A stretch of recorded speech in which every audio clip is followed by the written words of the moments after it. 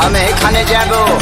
अरे जाबो लेकिन वो अलग बात बा कि कुछ खाबो ना।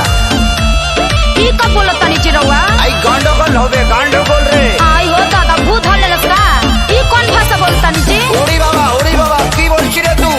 আমি তোমাকে ভালোবাসো করব। अरे बाप रे लागत कोई कह देले बड़ी सका।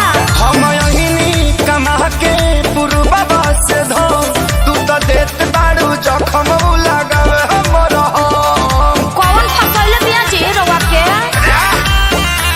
हम यहीनी कमा के पुरबा से धो तू तो देत बाड़ू जखम लगावे हमर हम।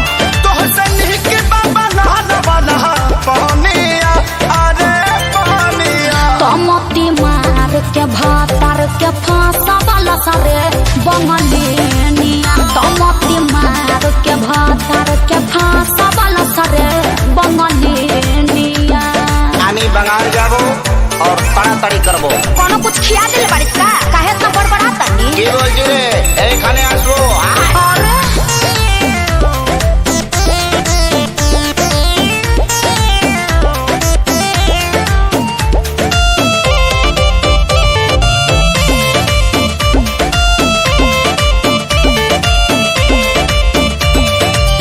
हट होने हमके धर नया कवारी में मार के बडुबकी बंगाल वाला खड़ी में। हट होने हमके धर नया कवारी में मार के बडुबकी बंगाल वाला तो खड़ी में। पहले नदी रही बुझे लया बनाला अपन छत छोड़ी फाने ला दू ताला। अजय गाँव तबियत पानी ठीक बनू? ए हमके रोकबे भालो होकबे गंडगोल ताड़ाताड़ी। हे भगवान हमरा जान के बुझना सब तीनिया रे सब तीनिया। तमती मार के भातार के फांसा वाला सरे बंगलिनिया। तमती मार के भातार के फांसा वाला सरे बंगलिनिया। আমি নেই বলবে, আমি বাঙালি জবি তাড়াতাড়ি করবে। काहे होई खोई का ठीक नहीं खेला गो?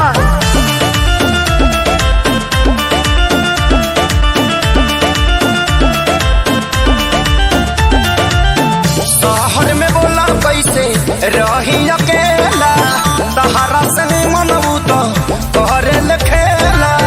शहर में बोला कैसे रही अकेला, तुहरा से नहीं मनबू तो करे कि खेला। तोहसे निमन या विनाश या विकास बाड़े हो।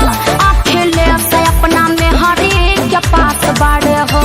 बोल खेसारी के चुभावा जानी पीनिया रे पीनिया। तमती मार के भातार के फांसा वाला सरे बंगलिनिया। तमती मार के भातार के फांसा वाला सरे बंगलिनिया। तनी विवेक जी से सीख लो कितना बढ़िया अपना मेहरारू के संग है बाड़े।